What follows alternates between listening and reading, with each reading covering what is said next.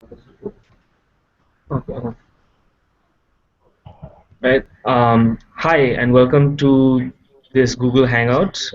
We're here to discuss the to introduce the idea of why think tanks matter, and this is all part of a global launch of the Global Go-To Think Tank Index. This is the 2015 index.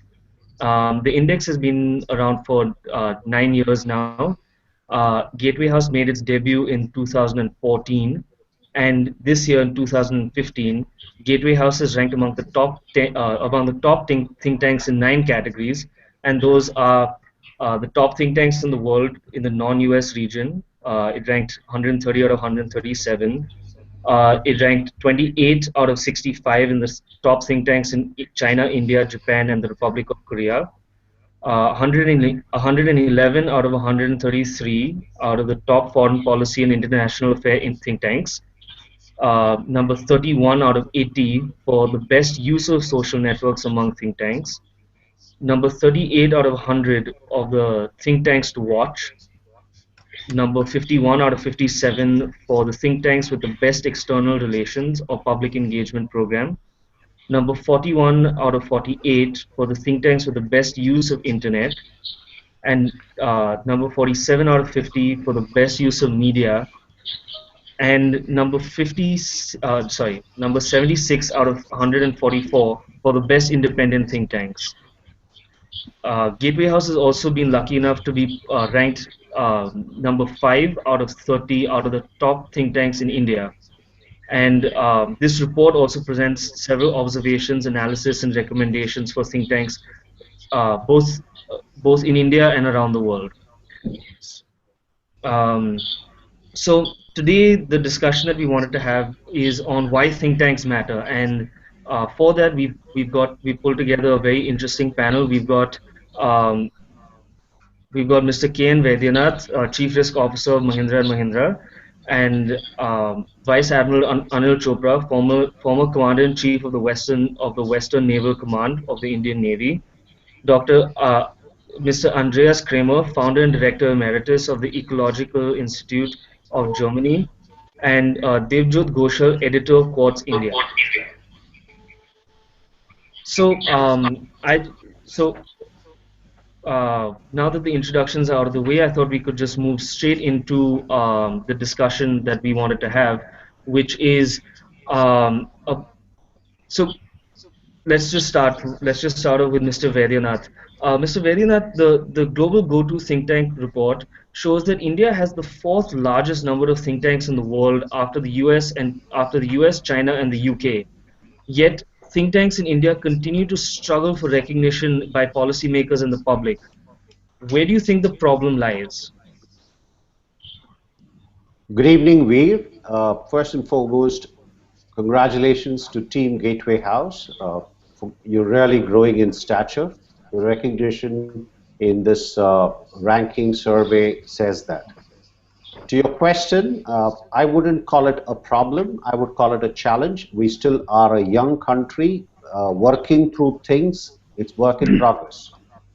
But to pick up from where you said, if I analyze it across the multiple stakeholders, starting with policymakers, we still have been a very Delhi-centric policy-making process. We've not fully adapted to market economics, especially geopolitics and geoeconomics. And I believe that we do run the risk of underestimating a lot of complexities around us in our policy making. We tend to look for silver bullet solutions. From a public standpoint, a large part of the public still has a very looks at the government as a paternalistic benefactor. They're not well versed with complexities, not fully tuned to market economics. Business and industry, large sections of it, have moved from licensed Raj to club culture, where they believe that they can influence all the variables in the system and be in control. They are increasingly facing challenges in a very complex world outside. And finally, I think part of the challenge lies with the think tank themselves. They have been extension arms of government They've driven the government agenda. We need to demonstrate intellectual integrity and independence. I think we need to do some work there. In terms of quality of work, it has to be at global best standard. It has to be backed by data. It has to have depth of research. It has to have constructive suggestions. It has to have an approach of collaboration to problem solving.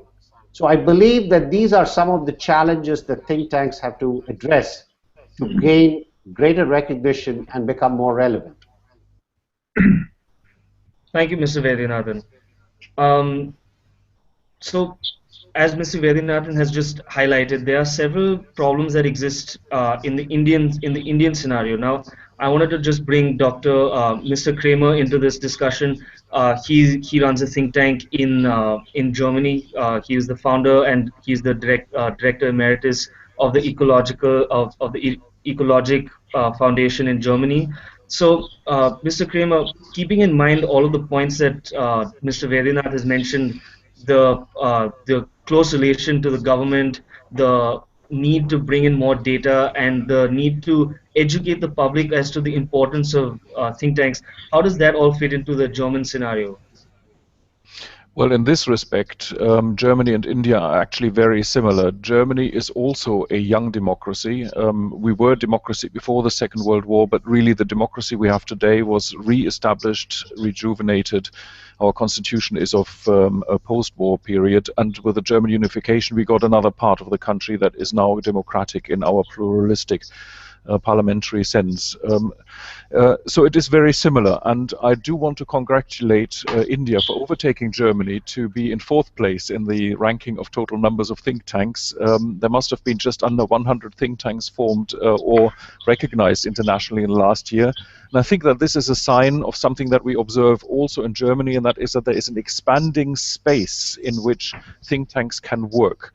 And that has something to do with the maturity of the democracy and the differentiation that is happening in the positions.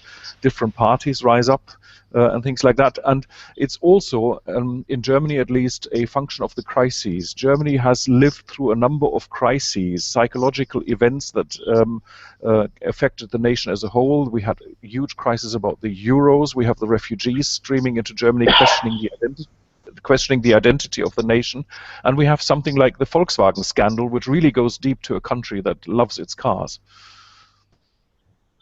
Yeah, that's very true. You've definitely highlighted the pressing problems that exist. I mean, it is true that in 2015 there were a number of complex global issues that arose: climate change, terrorism, with the problems coming in from ISIS, the economic crisis of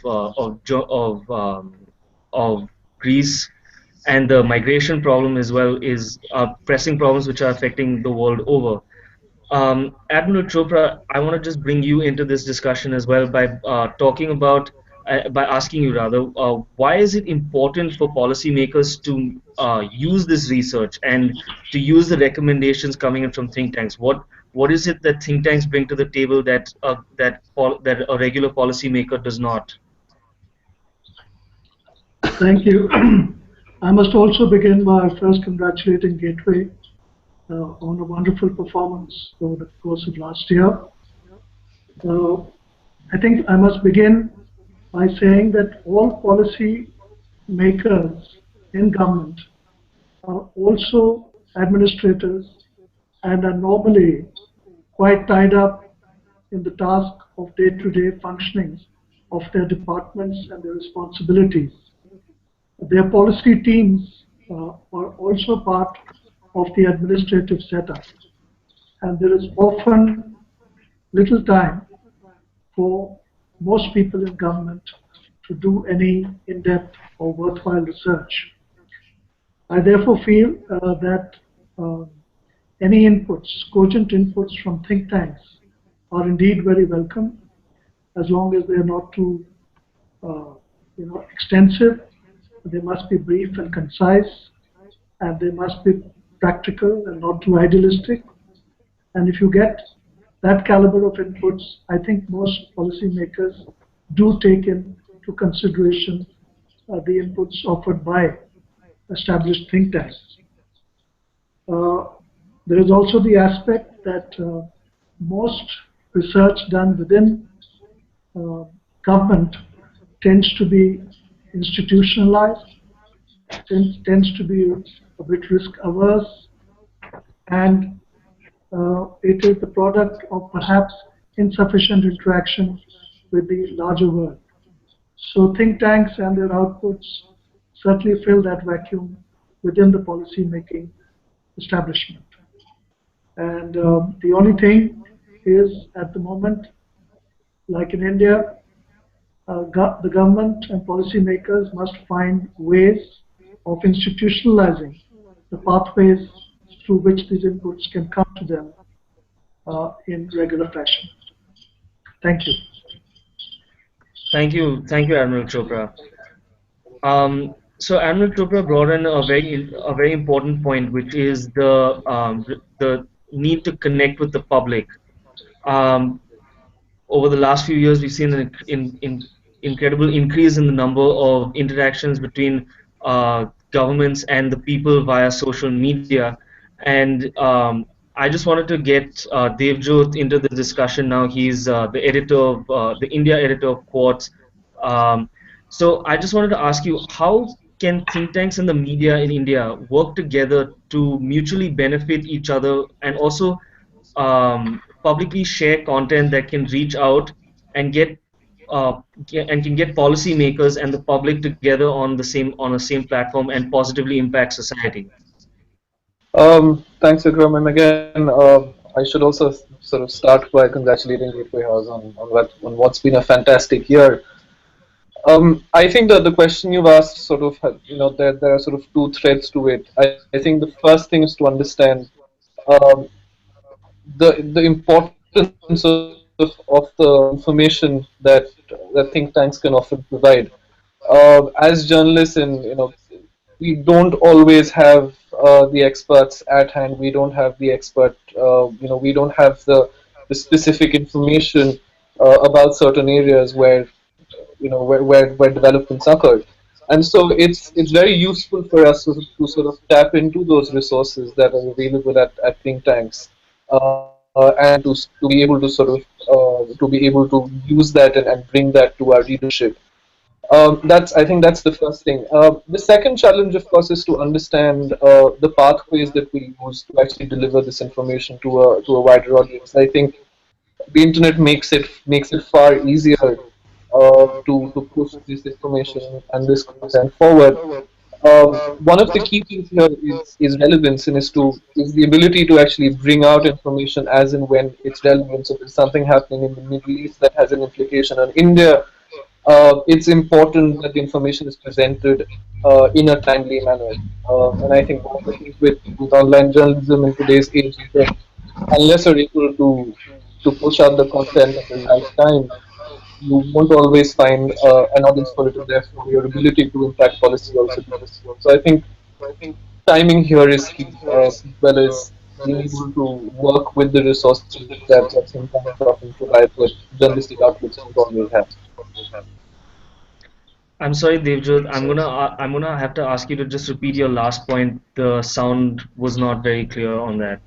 Yeah, so what I was saying was it's a question of timing, but it's also a question of being able to use the resources that think tanks have, that journalistic outlets don't always have at their disposal. All right. So I think that's a good point that it's important to get to understand the resources that are available through a think tank. Mr. Kramer, so in the digital age where information is so easily accessible, um, certainly seems that the information that is available is extremely important to reach out to everyone. Um, so how important is it for think tanks to reach out to students and to young professionals and entrepreneurs, and how have you managed to do that with your think tank and as you guys move forward? Yeah, thank you. I think on the digital technologies, I want to look at challenges as well as opportunities. I think it's important to note that in the ranking, in the category of top science and technology think tanks, number 52 is Google. And from the point of view, from the perspective of think tank clients, the people who would spend a little bit of money and ask a think tank for a report, today they don't do that anymore, but they go to Google and they find the information themselves. Google, as a function on your browser, is a competitor to think tanks. It tells you something about the challenges, that is to reinvent think tanks at a time when internet technology really kills all the brokers, and many think tanks are just brokers of information. They take information from one room, from one meeting, from one source, and they give it to another one, and somehow they add value to that. And that gets more and more difficult as information cycles get shorter, as there is information overload, and as you have more segmentation. But you also have great opportunities to create communities without geographic boundaries. The fact that we speak from two continents in this dialogue really is an example of what can be done today, getting ideas from different sources, and really in an age of globalization where so many things are interconnected, you need the information technology in order to bring in civil society and the ideas that think tanks can produce in order to provide global solutions. You couldn't do that just with face-to-face meetings. You need these technologies to animate and moderate those communities of experts to deliver the ideas. Right. Thank you, Mr. Kramer. Mr. Vaidyanathan, I want to just get your take on this. You're Chief Risk Officer at the Mahindra Group. Um, is there a need for think tanks to really reinvent themselves that much, or is it still or do they still serve a purpose for businesses today? Are they still important, or is it easier to just go onto Google? Till about 5 to 10 years ago, there were two popular myths masquerading as fashion statements in India. One was left-leaning ideology as a panacea, and two, that it is lowbrow, low intellect to talk about markets and economics. I think tanks like Gateway House have managed to shatter both these myths, so they're exceptionally relevant. In the form and shape that think tanks work today, I believe there are two or three areas that they add significant value. And as I mentioned at the start, the Indian corporations' acceptance and adoption of think tanks is still relatively low. So, for example, I want to give the example of an exercise that we did in Gateway House towards the end of 2014. Every corporation prepares a strategic plan, a 3 to 5 year perspective. And one of the inputs or the drivers of the strategic plan is a scenario planning process, where you sit back and look at what are the dominant trends that would shape the world. So from an Indian business standpoint, Gateway House took a stance that the two most dominant trends that would shape India's corporate destiny was one, on the political and social stability in the subcontinent, as the x-axis, high stability to low stability, and the y-axis was about the China slowdown being orderly versus disorderly. Now, this is exactly the kind of inputs that corporations need as they sit down and look at their business models and their long-term plans. Or when corporations enter into JVs and partnerships, there is a need to get independent perspectives about businesses, about factors driving businesses in different parts of the world. Finally, and this is something that some of the Indian businesses have learned the hard way, is risk and crisis management. We seem to run into issues and then figure out that we have not exercised enough cerebral judgment in the way we have pursued it, so we need to backtrack, and that gets a little messy. So from both a strategic and tactical standpoint, I think think tanks have a very useful role.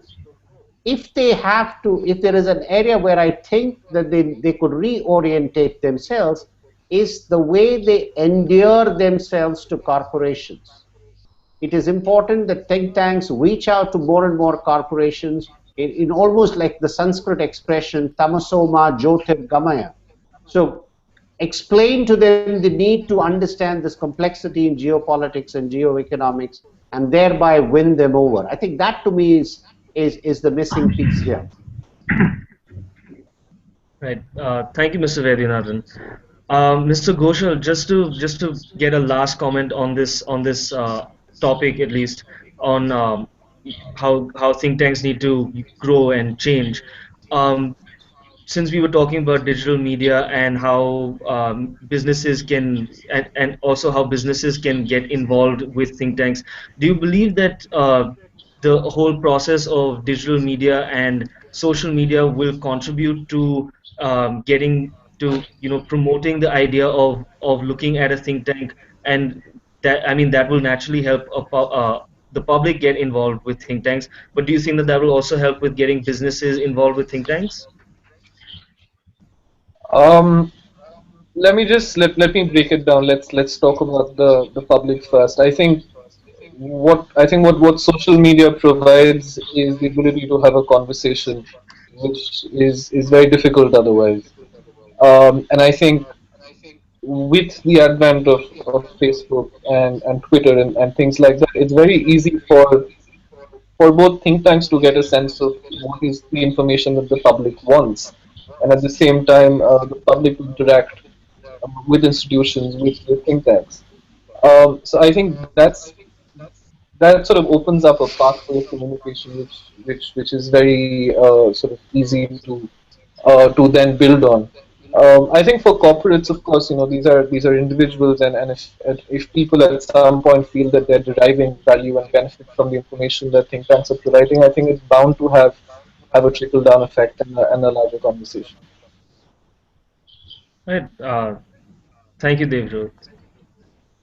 Admiral Chopra, I just want to get you into the discussion as far as how think tanks can move forward. So, the Devjot, sorry, Mr. Ghoshal, Mr. Kramer, Mr. Vaidyanathan, they've all spoken about the various ways that social media can contribute in connecting people, businesses, and the public to think tanks. What are some of the other key efforts that think tanks should be making in order to ensure that they're playing an active role in the world, and that their ideas are reaching their target audience, which can be anything from a business to the government to an everyday person.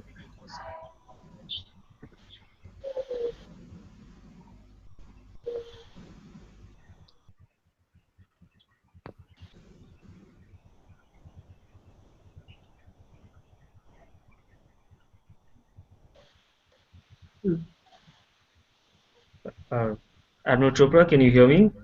Okay, is that a question for me? Yes, that's question for you. Yes, I would think one of the most important things that think tanks need to do is to truly understand how the targeted audience works, in the sense how government departments actually work in real life and what policymakers are actually looking for, uh, which will assist them in formulation of policy. Too often, think tanks and many other organizations, including Google, has pointed out, just analyze an event and perhaps extrapolate from that.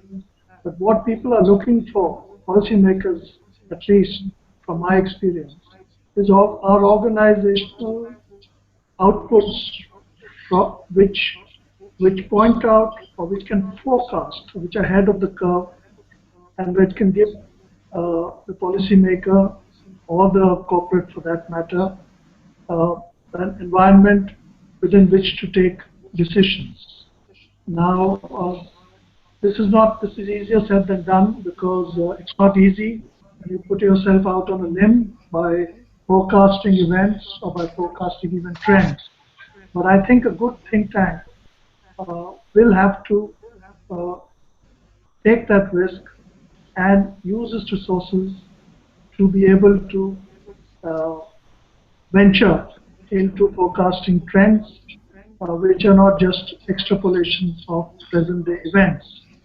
And for that to happen, they must focus, of course, on their chosen areas, but within the ambit of holistically uh, what is happening in the world at large.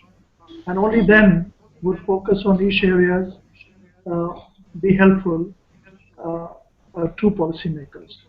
And I'm, of course, talking more about policy making than anything else. And as I said earlier, again from my own experience, that the time is of the essence, and no one has time for elaborate material. It must be concise, must be cogent, and it must be realistic to catch the eye of the targeted policymaker or other audience. Thank you. Thank you, Admiral Chopra. Mr. Vaidyanathan, I just want to close with one final question to you, which is, what are some of the key global issues that Indian policymakers should look towards think tanks uh, in order in order to benefit from their research analysis and recommendations? I think top of the list will be trade, global trade. We're seeing competitive regionalization coming through regional trade pacts. Indian policymakers would benefit from think tank perspectives here. The second is in global financial markets, there's a big spillover risk. It's actually coming from the developed world to the emerging markets. And governance of such institutions is a challenge. Again, Indian policymakers would benefit from think tank perspectives here. The third is on climate change. This subject is going to have direct and indirect impact on business and governments. We need to understand, for example, if green financing takes a form and shape amongst policymakers globally, then that would put to risk a lot of projects in different parts of the world. We need to understand that. Then we come to the subject of terrorism, including cyber terrorism. What are the options? What are the policy responses possible out here? That's something where think tanks can contribute. Finally, it's about people, about society. We've become a global village in this very connected world, and there are lots of underlying changes happening in different parts of the global village. How do we make sense of any of this in our policy making process? What opportunities, what threats? So I think these are some of the areas where Indian policymakers would benefit tremendously from contributions from think tanks like Gateway House and others. Thank you, Mr. Vaidyanathan. And with that, I believe we're reaching the end of our scheduled hangout. So I would like to thank all of you. Mr. Kramer, thank you for joining us all the way from Germany. Mr. Ghoshal, thank you for joining us. Admiral Chopra and Mr. Vaidyanathan, thank you for joining us. I hope everybody watching has got a bit of an insight into why think tanks do matter and how they can move forward into making a positive and impactful change in 2016. Thank you. Thank you. Thank you. Thank you. Thank you. Thanks.